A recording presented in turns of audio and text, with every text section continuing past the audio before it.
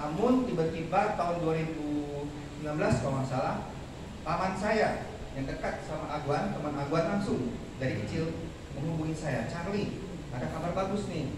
Oh ya, kenapa? Tanah kamu tuh mau dibeli sama Agwan. Oh ya, bagus dong. Kita selesaikan saja. Terus saya telepon balik sama paman, sorry Charlie, tanah kamu itu katanya bermasalah. Bermasalah apa ya?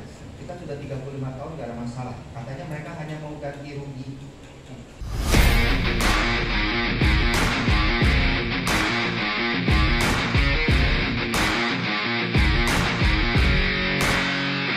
Kawan-kawan, ini adalah penuturan Charlie Chandra.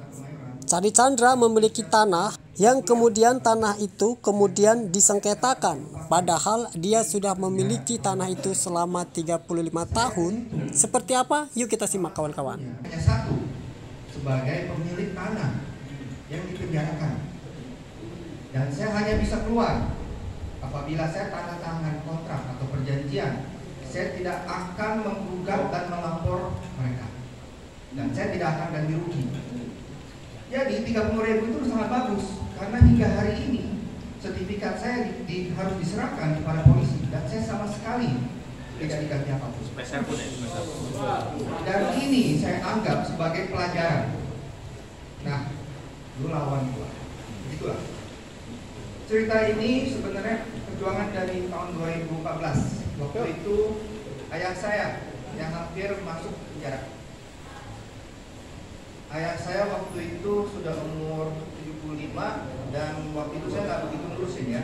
Tiba-tiba dia jadi tersangka tuduhan pemalsuan. Sangat aneh, kami pemilik sudah 35 tahun.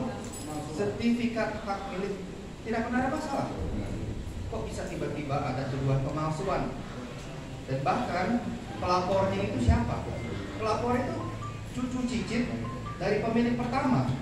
Bayangkan, mereka sudah menjual tanahnya, masih bisa melapor. Saya nggak ngerti hukum, nggak ngerti hukum Indonesia. Kemudian saya bilang, udah Bapak, sepertinya besok akan ditahan. Dan kalau begitu udah ke Singapura aja, ke Australia, saya suruh dia kabur. Tapi itu memang jalan Tuhan, karena ternyata di Australia dia baru tahu dia sakit kanker. Dan kalau dia tidak ke Australia, mungkin di sini tidak kerawat. Jadi saya sangat berterima kasih kepada Tuhan. Setelah dia meninggal, saya tidak pernah mempermasalahkan masalah ini. Saya diam aja. Tanah sudah dijual sejak 2016.